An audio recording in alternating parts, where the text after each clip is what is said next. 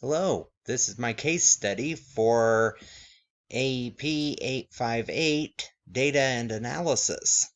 We have an attendance problem at the high school, and we're going to look at some solutions for that problem.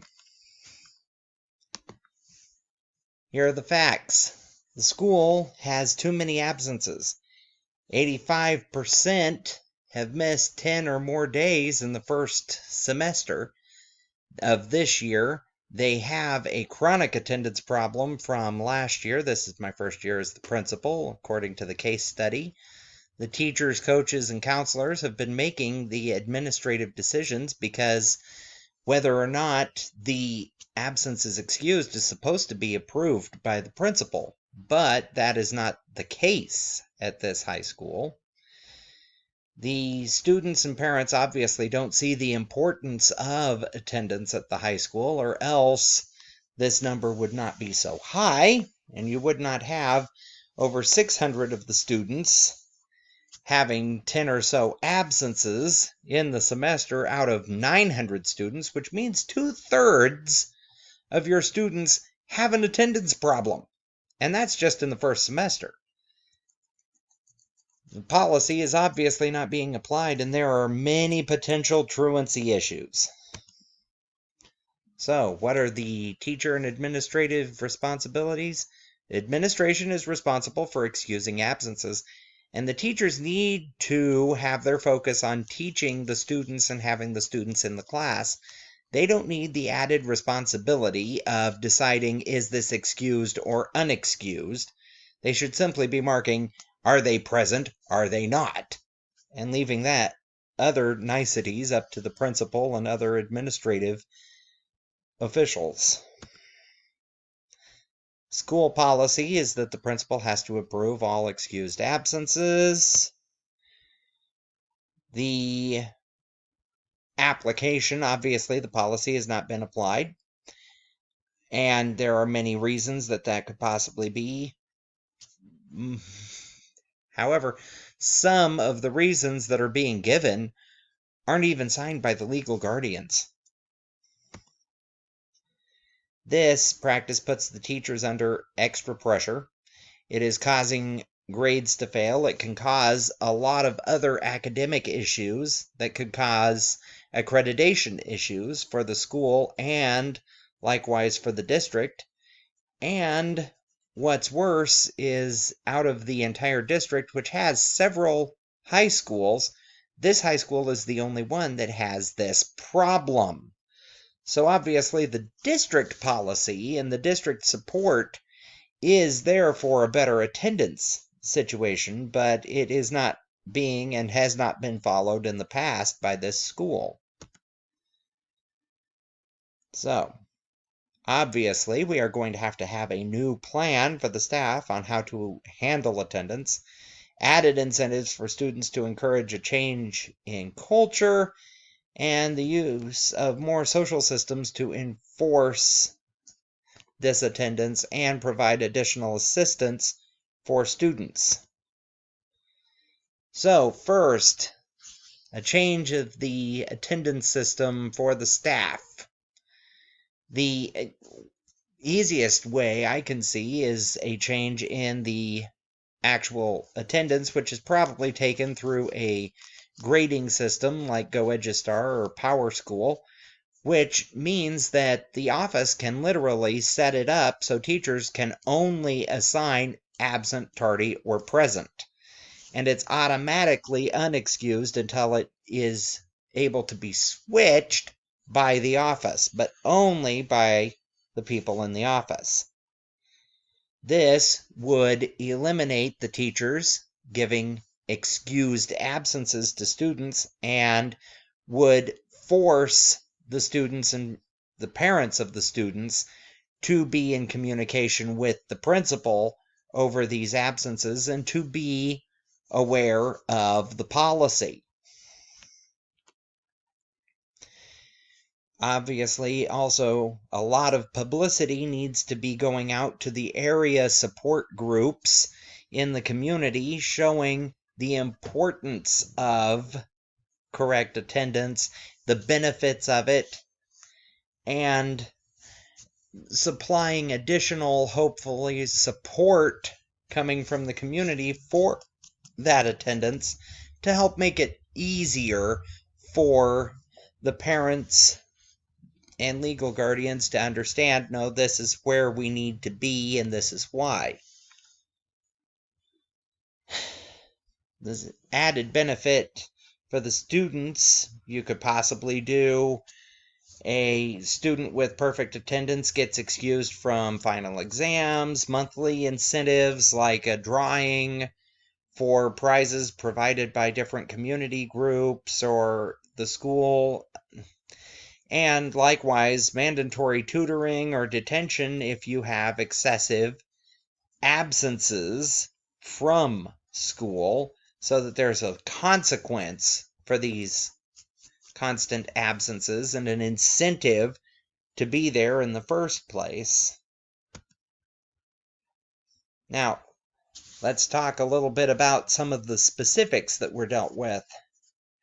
Karen, obviously, a major change in her lifestyle that has caused a lot of additional pressure and possibly needs that she is having that are taking away her focus and her ability to easily attend school.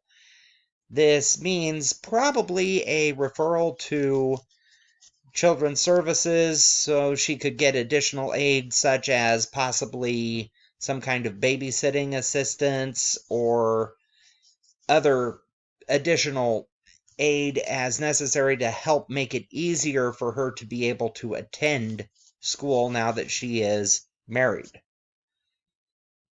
Now, Tyrone, with his parents taking him on trips for personal reasons, claiming they have an educational value, but again, there is very little actual evidence of that. Okay, so they claim that he went to the Smithsonian on the one trip and that he'll get to experience a different culture by going to Canada, but there aren't any more specifics than that, which it is the school's policy that you are allowed no more than 3 personal absences within, I believe, a either month or a semester.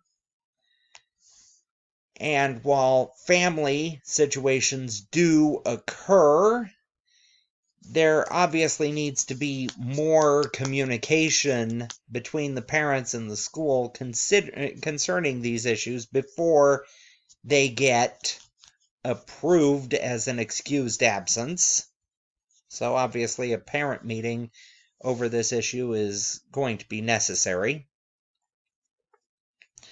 Now, Christina, the minister, asking for absences. However, it's on a form letter, which makes it questionable as to whether or not that was even actually the letter, or is this just her giving an excuse?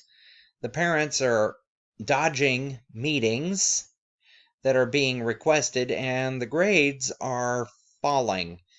This sounds like an issue that probably, if the parents are not willing to come to a meeting, needs to be turned over for truancy or to Children's Services for potential investigation, because there could be something else going on in that household that is not exactly kosher or legal. And it is the school's responsibility to keep track of and report, if necessary, such instances legally.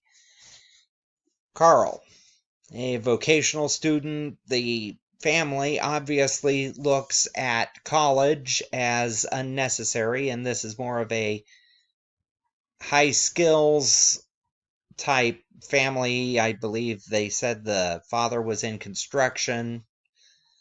So the question there becomes, okay, is the school geared to provide classes that are actually giving this student an opportunity to gain skills that would be useful for him in his given or his current lifestyle choices, such as construction or plumbing or welding, just to name a few. This could be more potentially resolved by having a realignment to provide pathways that would allow this student to possibly graduate sooner, focus on more of the vocational skills, and less of the classes that he is less interested in or doesn't that have less value for his current needs. Then we come to John, who has the football injury. Doctor has requested that he continue to do physical therapy if he wants to play football, and that physical therapy has to be and can only be scheduled between noon and 2:30 on Tuesdays and Thursdays. So obviously, doctors note that would be a reasonable excuse for the absence. However, the issue comes up that then the athletic director is sending him home on Fridays at noon so he can rest for the football game later that day. That is an overstep, and obviously that needs to stop. Now, since that's only for the football season, I'm guessing that the issue would need to be discussed discreetly with the athletic director, with the understanding that the football season is now over. This should not happen again.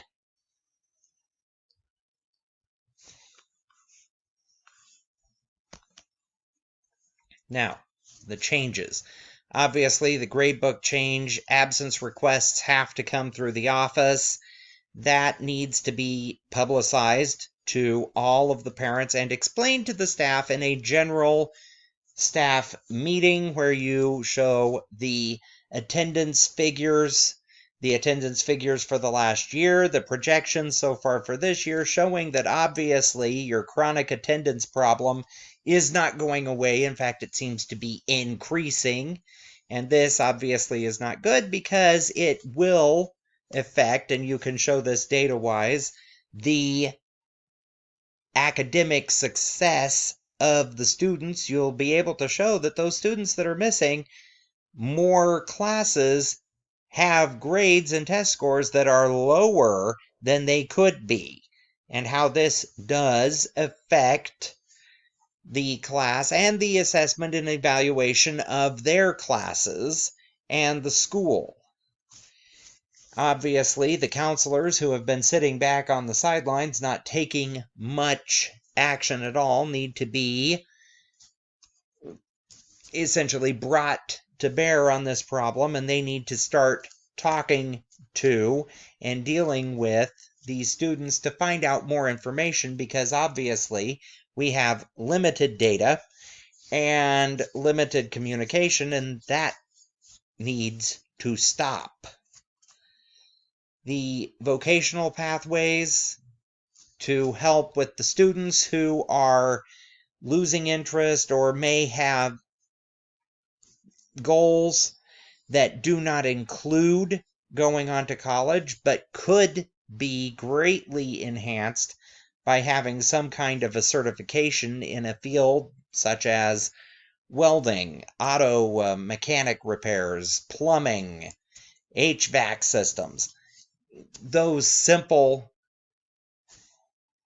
things that where the school could partner with an area community college or technical institution to provide even possibly a fast track for an associate's degree that would allow these students to have a greater future in those fields at a faster pace in a shorter amount of time, which would be a fair incentive to hopefully improve their attendance, plus the other options that I've already discussed.